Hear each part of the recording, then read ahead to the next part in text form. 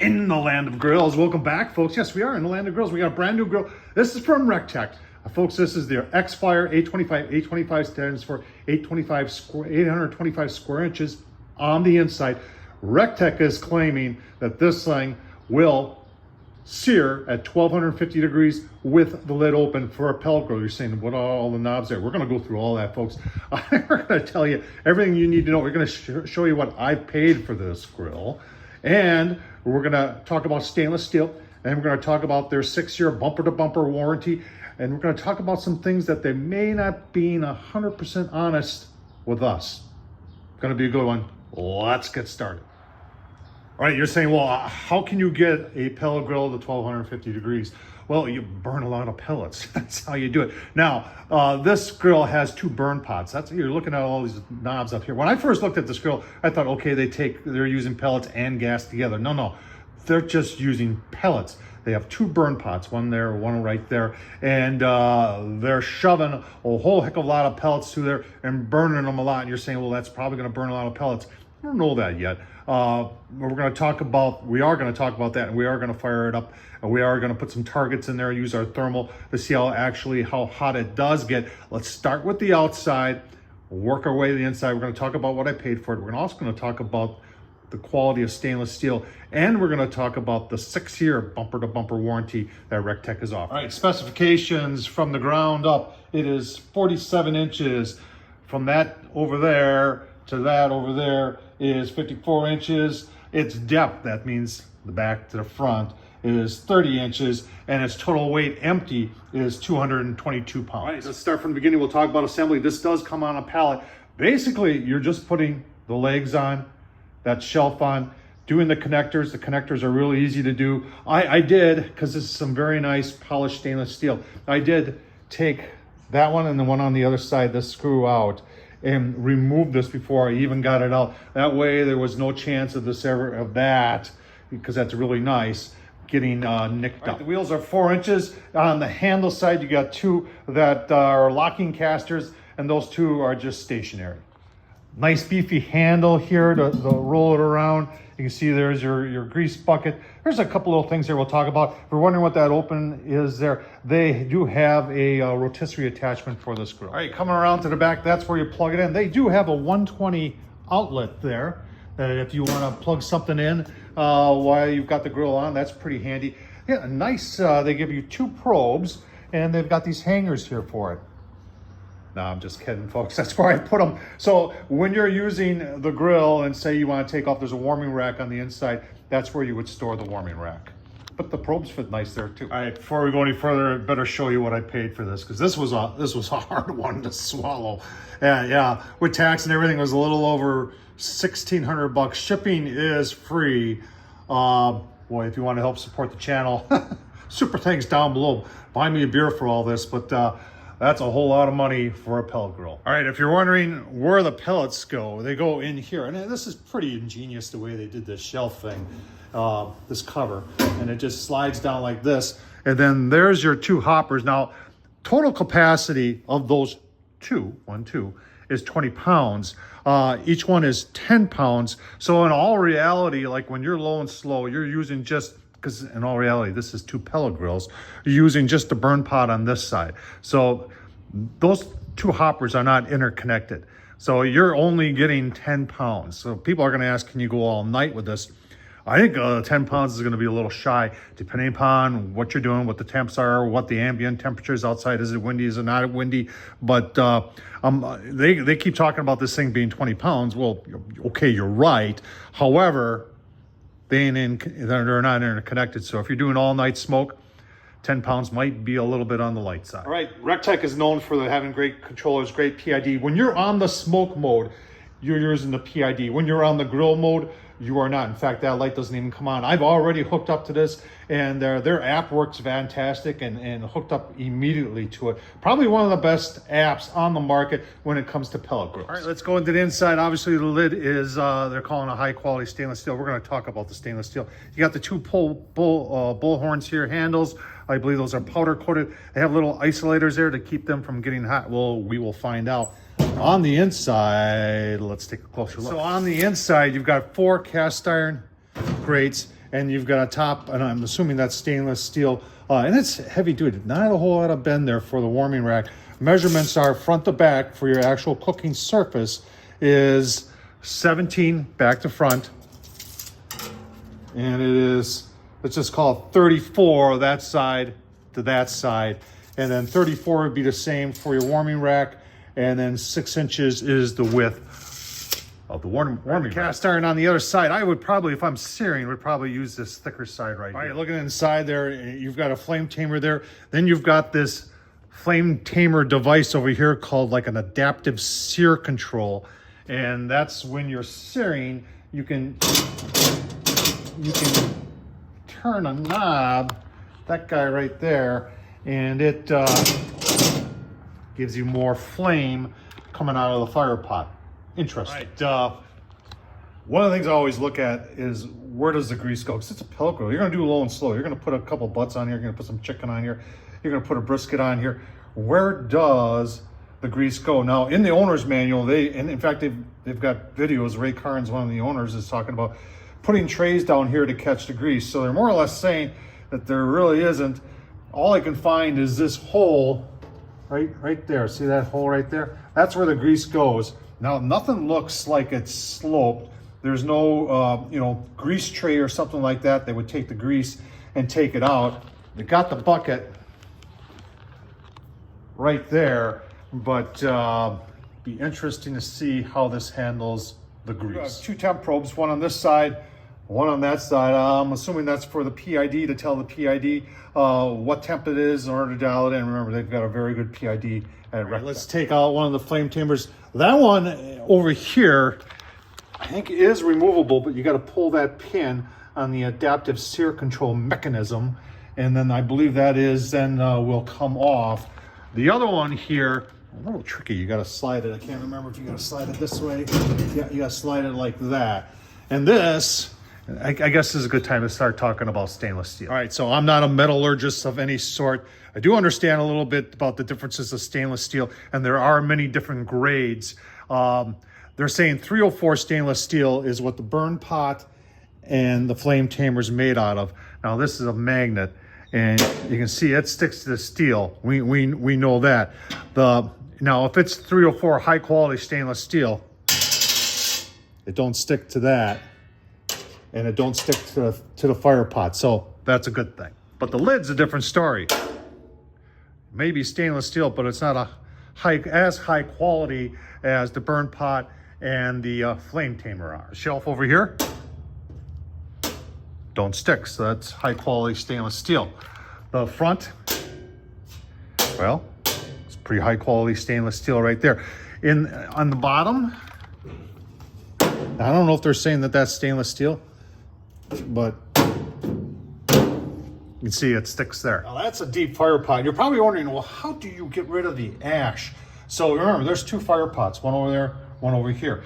And they have this also on the other grill, on the Bullseye Deluxe, is that there is a lever right there. And when you flip this lever, well, it's spring loaded, what it does is that the bottom of that fire pot is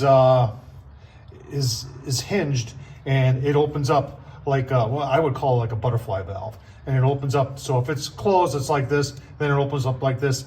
The ash dumps down into a drawer right here, and then you empty it out. So I do like that idea, and I think the reason that it's so deep is they're pumping a whole lot of air in there. Remember, they're trying to get this thing to 1250 degrees, so you need a lot of fuel, the wood pellets, and you need a lot of oxygen. And they run a fan, and that fan just circulates a lot of air and fire and gets things going real quick. So you can see the auger down there at the bottom of the hopper. That's what augers in the pellets to the burn pot. All right, got things plugged in. Let's talk about what everything does here. So this is different than normal pellet grills. Normal pellet grills, you would go over and turn it on, but you have to make a decision here first. So if you were in smoke mode, you go like that. And what it's doing is that it's turning the pellet grill on there. Now, if I go to off and go to grill mode, You can see the controller doesn't come on, but it gives me all these lights up here. And then what I can do is I can set the temp here. So I'm thinking this is just a time cycle. So you have off, low, low, and then medium, high, and then max is, you know, I'm assuming that's where you would get 1250 degrees. All right, open up a fresh bag of oak pellets. You don't have to use their brand. You said that you can use any pellets in there. And I got a couple pounds left. And I don't know if 20 pounds is all the way up to the top here. Probably is. But just for purposes, I want to see how each hopper burns down a little bit. I just went that high. We're going to do just the smoke mode first and put it at like 300 and see how it does. All right, we got fire. I didn't change it. It defaults to 350. So remember on the controller, on the smoke mode, 225 is low, 400 is high. Put that back on and let's get this thing up to temp and check some temps. Like I said before, app works really nice and we're coming up to temp here. We're gonna 350 for maybe 20 minutes. I got my Oklahoma Joe pucks in there and we'll see how consistent or how close to 350 it is. All right, grill's coming up to temp. If you're wondering where this thing vents out of, it vents out of the entire back here. That's where your vent is. So there's no stack or anything like the entire back is a vent. Set at 350, we're at 350. It took maybe, it's a pretty big space to heat up there, especially with the cast iron. It took about 15 minutes. Remember, we're in the probably mid 40s right about now. Let's take a look at the inside, see how the pucks are doing.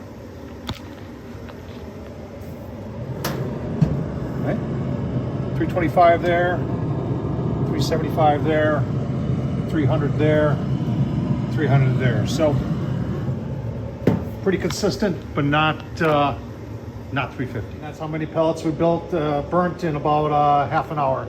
We're gonna shut it down, let it cool down, and then we're going to try the grill mode. Right, so on other Recteq grills, you can turn the grill off from the app, but on this one, you've got to go to this guy right here and turn this to off.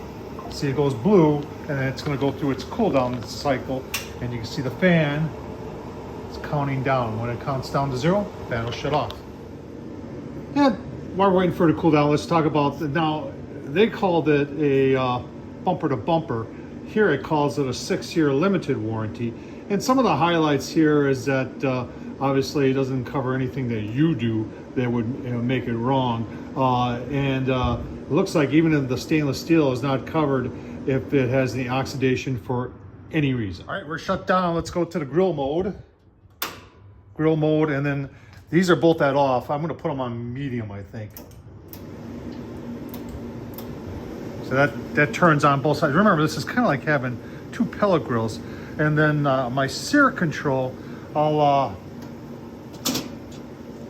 set that up like that and see what happens. Now they're saying that this you're supposed to do with the grill lid open. So let the grill lid open, see what happens. So interesting, if you go to the app, then it says you're in manual control only, and it refers you back to those 2 dials to control everything. All right, like I said, I got them on medium. So I think what that is it's just it controls maybe the auger speed. And we definitely got flame coming up through there. This adaptive sear control thing here. Here, I move that to show you what it does. So it kind of like it's being used to redirect the flame.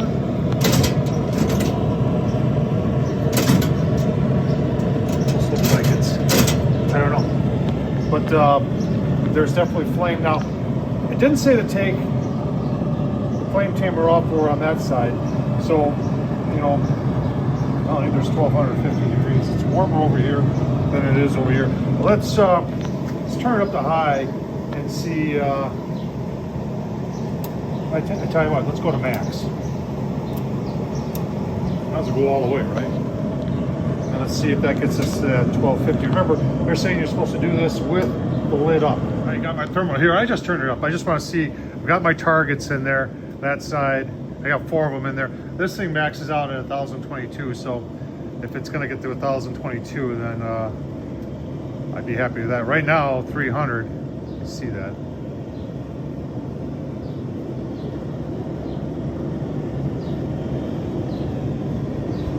So pretty consistent, a little above 300 all the way around. All right, I've been on max now for a couple minutes. Let's see where our targets are. So 600 there. We can shoot the bullseye too there. That's like direct flame almost right there. 650. A little cooler over here. 500. If I go to the bullseye. Yeah, kind of all over the place. Mid 500s. You go back over here. Oh, okay. Well, we're getting warm over there too. That's good. 500s. Okay. Well, keep going. See where it takes us. Probably about another 10 minutes. See where we are here. All right, we got some 800s. Go on the bullseye there. 800s. 700s over here. 700s over there. All right. Not 1250, but we're definitely up there in that area where we could definitely be searing right now. I mean, it's definitely hot. You're standing right here, and I can feel it. It's definitely going to be hottest right there. That adapted sear control is, and you can see it's glowing red right there. So like stainless steel, and I got it turned all the way to high on the adaptive sear control. So that's on high, and we got those on max. I think we're gonna hit 1250, but saw some 800s. That's pretty impressive. One more try, and then I'll give you my final thoughts. You know, outside ambient temperature could play a factor. It's 50. I do have winds out of the northeast at 14, so I did move it. As you can see, we are in the garage because I didn't, you know, I wanted to get good readings. I didn't want the wind to be, all of a sudden, you know, it's 50 degrees and it's windy out. I don't want to be one of those factors. I want to get it to 1250. We've got another 10 minutes. I don't know how Recteq got to 1250. If they're doing that they're saying not with the lid closed, so I don't want to put the lid down. Is it getting hot enough to sear? Oh yeah, without a doubt. There's plenty of heat, especially right in here is where it's going to be the hottest on this side, on the right side. I was pretty impressed that it was even in the 5s, low 600s over on that side, so you could rotate meat in and out to get a sear on it. It took a while to get there, but it got there. Is it getting to 1250? Not here, it's not. Maybe somewhere else it will. I'll tell you what, let's shut it down, give you my final thoughts. Thought I'd show you pellet usage. Now remember, this was with that first cook, and then that was running before that one was, because that had not been fired up yet, so it took a while to get the pellets over there to get it fired up. But it does burn, I'm gonna say, probably 4 pounds right there we've burned already. All right, final thoughts. I did use the manual to try and figure out what I was doing wrong, that I couldn't get it. You know, even if I got it to 1,000 degrees, I would have been happy. Can it still sear? I think it can sear. Maybe that 1250 is when you got greasy food on there and you've got flare back or something coming up. I honestly don't know, but this one didn't do 1250. This one didn't do 1,000. I feel comfortable enough that I can say it can do 700, maybe even a little over 700 as I showed you. And can it sear on the whole grill surface? I think it will. I think it could. So are they achieving what they want to achieve? I think so. It's just that I think they're trying to get you interested by saying it'll get to 1250. It's like the deluxe over there, they claim 1,000, but 800 is where it's probably more comfortable. Can it get to 1,000? Yeah, if you wait long enough, it'll get there. But this grill too. Maybe you do have to have the lid closed, but boy, I don't think so. Little disappointed in the size of the hoppers. Remember, you only truly got 10, they're not interconnected, so you really only got 10 pounds there. Does that mean you have to come? I mean, I have never done an all-night cook where I haven't taken the phone to bed with me, and every couple hours I'm up looking at it, and sometimes they'll even come and check. So for me, it's not a big deal, but for those of you who said, hey man, you said 20 pounds and it's really only 10 pounds per fire pot. I love how this is set up here. Really nice. I love that they've got their PID controller on here. The stainless steel, remember we talked about it, they call it high quality stainless steel. They are calling out what is actually 304 stainless steel, so the lid is not. So even if you have some pitting or some rusting there, they're not gonna cover it. Overall, a well-built grill. Would have been nice if for 1,600 bucks that you got the rotisserie with it. Love the sturdiness of it. Overall, I'm giving it a thumbs up. However, time will tell because we have yet to cook on this. What are your thoughts? Would you pay $1,600 for this grill? Tom Horsman at YouTube. Hey, if you like this nonsense, please. I gotta figure out where I'm getting 1,600 bucks to pay for this thing. Super thanks down below. Tom Horsman YouTube, thumbs up, leave a comment, and as always, appreciate you watching, folks.